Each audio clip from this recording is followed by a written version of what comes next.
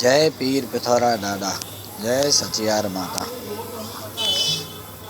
सोढ़ा ने कुड़ सूरज उग्यो, नवे खंडे निर्वार समरो पीर पिथौरो बादशाह गरीबें जो आधार।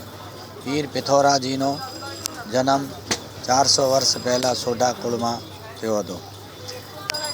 पिताजी नो नाम मांडण जी, माता सोनलबा था।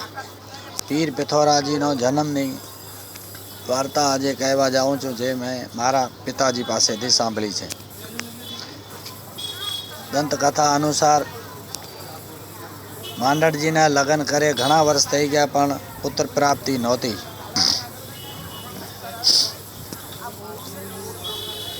12 वर्षना वाणा वाई गया पण શેર માટીની કમી હતી એટલે માંડણજીના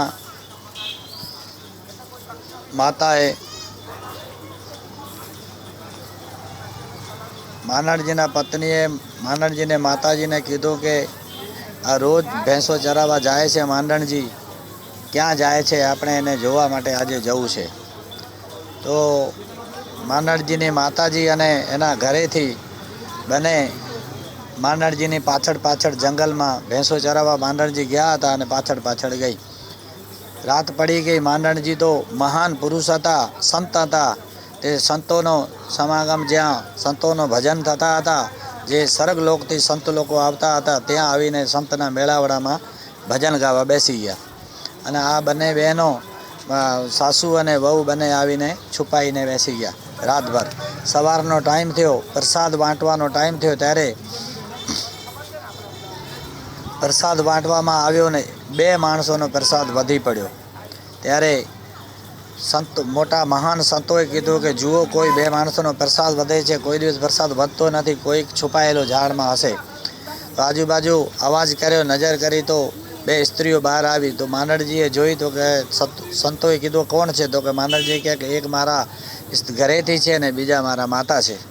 तो संतोए कीधुं के केम आवी छो माताओ, तमे शुं काम अहींया पाछळ आवीने आवी छो मांडणजीनी पाछळ?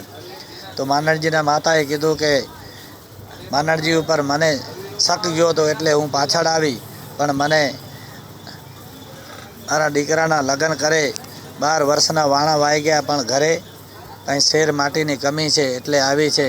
हवे संतो तमे ज कई कृपा करो एना उपर। एटले माता एम कहीने संतोना पगमां पड़ी गया। पछी संत जे महान संत हता, जे त्रिकाल दृष्टि हता, एणे मांडणजीना आखो जन्म लेख जोयो तो एमां कांई पुत्र प्राप्ति नहोती। संते कीधुं के आने पुत्र तो नथी, पण हूँ लेखमां मेख मारूं छूं। एम कहीने जे प्रसाद हतो ए प्रसादमां बधा संतोने कीधुं के थोड़ो थोड़ो प्रसाद आपी दो मांडणजीना घरेथी घरवाळाने। तो थोड़ो थोड़ो प्रसाद ए लोकोए आपी दीधो। प्रसाद आप्यो ने एमांथी कीधुं संतोए के आ प्रसाद तमे खाई जजो अने 9 महीने एक महान चमत्कारी पुत्र पैदा थशे, एनो नाम प्रसादमांथी थशे एटले पिथौरो नाम राखजो। मांडणजीने कीधुं के हवे तमे अहींया भजन मेळाओमां आवता नहीं ने, घरे जईने संसार जीवन भोगवो। एम करता करता 9 महीनाना वाणा वाई गया अने घरे पुत्र प्राप्ति थई। महान पुरुष, चमत्कारी पुरुषनो जन्म थयो, जे आखा थरपारकर जिल्लामां सुगंध फैलाणी। एक जातनो वातावरण आखो चेन थयो। नदीओमां बधा पाणी वहेवा लाग्या, गायो बधी वांभरवा लागी अने झाड़ बधा लीला छम थवा लाग्या अने चारे कोर लीलू लीलू बधुं थवा लाग्युं। अने एवा महान पुरुषनो जन्म थयो अने सुगंध फैलावा लागी अलग टाइपनी। पुत्रनो जन्म थयो, एनुं नाम राखवामां आव्युं पिथौरोजी। पीर पिथौराजी चमत्कारी पुरुष। एम पिथौराजीनो बचपण धीरे धीरे जवा लाग्युं। पीर पिथौराजी 9-10 वर्षना थया त्यारे मांडणजी भैंसो चराववा जता हता, त्यारे मांडणजीने कीधुं के पिताजी हवे तमे भैंसो चराववा जाओ नहीं, हूँ जईश भैंसोमां आजे। पिताजीए कीधुं के हजी तू पुत्र नानो छे, पछी तू मोटो था पछी जजे। के नहीं, हवे हूँ मोटो थई गयो छुं, हवे भैंसो चराववा हूँ जईश। एक दिवसनी वात छे, पीर पिथौराजी भैंसो चराववा जाए छे, जंगलमां जाए छे तो सामेथी कोई संघ आवतो होय छे। ई संघ कांई जात्राए जाए छे મુલતાન શરીફ ગોસ બાઉદ્દીનની યાત્રાએ જાય છે તો પીર પિથોરાજી જાય છે ત્યાં અને કહે છે એ લોકોને કે ભાઈ ક્યાં જાઓ છો? તો કે અમે ગોસ શરીફે યાત્રા કરવા જઈએ છીએ, દર્શન કરવા જઈએ. તો મારે પણ એ યાત્રા કરાવવા હાલવું છે. કે તું નાનો છે, તું કોણ છે? તો કે હું હિન્દુ છું અને રાજપૂત છું સોઢા કુલનો, તો મારે પણ સાથે ચાલવું છે. કે નહીં, તું નહીં ચાલી શકે, તને દર્શન નહીં થાય. એમ કરતાં એ લોકોને આપસમાં અહીં બોલાચાલી થાય છે, પણ પીર પિથોરાજી કે મારે તો ચાલવું જ છે સાથે. એમ કરતાં કરતાં સંઘ આગળ ને પીર પિથોરાજી પાછળ પાછળ એ લોકોની સાથે જાય છે. તો જતાં જતાં એવું હોય છે, તડકો આવે છે, બપોરનો ટાઈમ હતો, તો પીર પિથોરાજી ઉપર છાંયડો થાય છે અને એ લોકો ઉપર તડકો આવે છે. આ લોકો જોઈને વિચાર કરવા લાગ્યા કે આ શું ચમત્કાર છે, એના ઉપર વાદળા ને આપણા ઉપર તડકો.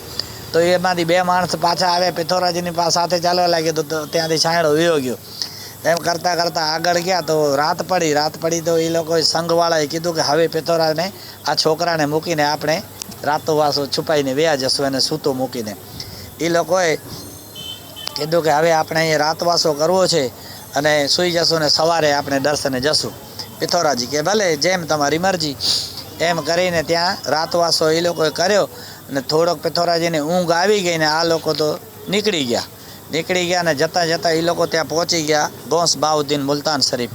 ત્યાં ગયા તો હંમેશા દરવાજા ખુલતા હતા, તે દિવસે દરવાજા ખુલ્યા નહીં. અને આકાશવાણી થઈ કે નાના બચ્ચાને, તમે છોકરાને જે રસ્તામાં મૂકી આવ્યો છે એને લઈ આવો, નહીં તો તમારા દર્શન નહીં થાય. તો આ બધા ડરી ગયા, ત્યાંથી પાછા આવ્યા. પાછા આવીને છોકરાને જગાડ્યો કે ઊઠ છોકરા, કે સુબહ થઈ ગઈ, સવાર થઈ ગઈ. કે પછી એ લોકોએ જગાડીને પિથોરાજીને લઈ ગયા ત્યાં. તો ત્યાં દરવાજા ગોસ બાઉદ્દીનના ખુલી ગયા ને આ બધા સંઘ અંદર ઘૂસ્યો અને ગોસ બાઉદ્દીન મોટા જે પીર છે એ ગાદી ઉપરથી ઊભા થઈને પિથોરાજીને આ બાથમાં ઉપાડીને એની પોતાની ગાદી ઉપર બેસાડી દીધા. તો આમાં અમુક લોકો જે હતા, જો મોટા લોકો ઓલિયા હતા, એ લોકોએ કીધું કે આ તો અમારી સાથે ગોસ બાઉદ્દીને અમારો અપમાન કર્યો છે. એટલે ગોસ બાઉદ્દીનને કીધું કે આ છોકરાને તમે ગાદી ઉપર બેસાડ્યો, અમારી સાથે પણ ઘણા બધા લોકો મોટા સૂફી લોકો છે. તો કે ઠીક છે, સૂફી લોકો છે તો આપણે પરીક્ષા કરશું આજે. પછી શું થાય છે કે ગોસ બાઉદ્દીન વરસાદ વસાવે છે ને પછી એક કટોરો આપે છે હાથમાં. કટોરો આપે છે કે હવે અહીંથી 10-20 કિલોમીટર ઉપર ગાયો ભેંસો છે, ત્યાંથી ફીણવાળું દૂધ કોણ લઈ આવશે?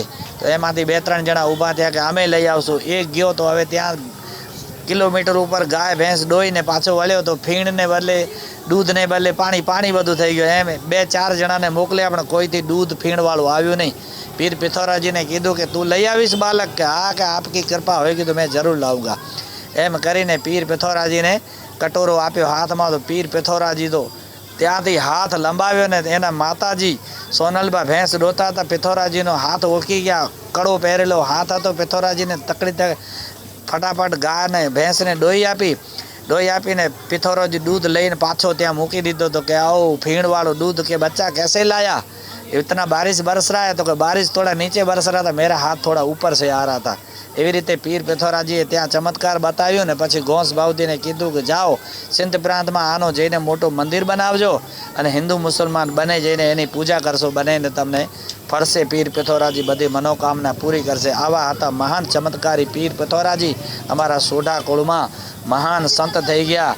એ પીર પિથોરાજી પછી 68 તીર્થની યાત્રાએ નીકળ્યા હતા. કચ્છ ભુજમાં આવ્યા હતા. ભુજ ટેકરી ઉપર એ ટાઈમના રાવ દેસલજી સાથે એણે સત્સંગ કર્યો હતો.